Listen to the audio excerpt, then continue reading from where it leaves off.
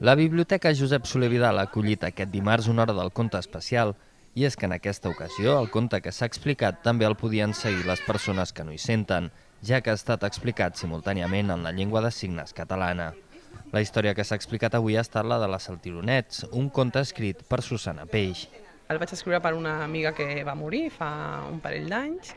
i el seu em va demanar que li llegís un conte el dia del funeral. Aleshores vaig pensar que potser la millor manera de fer-li un homenatge era escriure un conte de com jo la recordava. Llavors és un conte que parla de la mort, però d'una manera diferent, no? O sigui, parla d'una nena que fa molts saltironets i que li agrada molt els contes, perquè de fet també ella, la Judit, que és com es deia aquesta noia, li agradaven molt els contes, i aleshores ella va fent saltironets per tot arreu, a la biblioteca, va a l'escola, va a la llibreria, i al final l'aconsegueix saltant, arribant fins a casa de la lluna, perquè ella el que vol és regalar-se els seus contes a la lluna.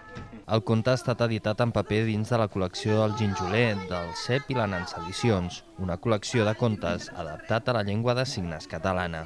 El conte inclou el text original i després inclou un text adaptat en cada signe, amb bimodal, que seguiria l'estructura de la llengua oral, i després, a més, porta un DVD al final que inclou el conte una miqueta animat, amb el signat per una persona sorda en llengua de signes catalana. A més, tots els contes de la col·lecció porten una cançoneta també al final, que els nens i nenes la aprenen a cantar quan expliquem el conte a les biblioteques. Cantem la cançó amb les mans i és com molt divertit. L'objectiu d'aquesta hora del conte especial és donar a conèixer la llengua de signes catalana entre els més menuts. Fins i tot el conte ha servit perquè els nens i nenes que s'han acostat a la biblioteca aprenguessin alguns signes. La llengua de signes és la mateixa, el que passa que la manera d'expressar-la, si és cap a un públic infantil, és una manera diferent si el públic és un públic adult, però la llengua de signes és la mateixa. El que potser fas és els signes de manera més suau o l'expressivitat del cos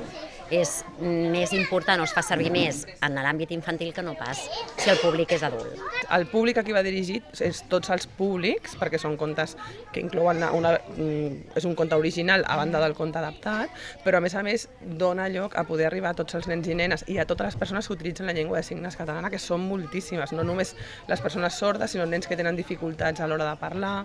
que llavors utilitzen aquesta llengua per comunicar-se. Llavors és una manera d'ajudar des de mestres a familiars i a tots els nens i nenes que puguin aprendre i normalitzar la llengua de signes. En acabar el conte, tots els presents han cantat la cançó de la felicitat, tant de viva veu com amb la llengua de signes catalana.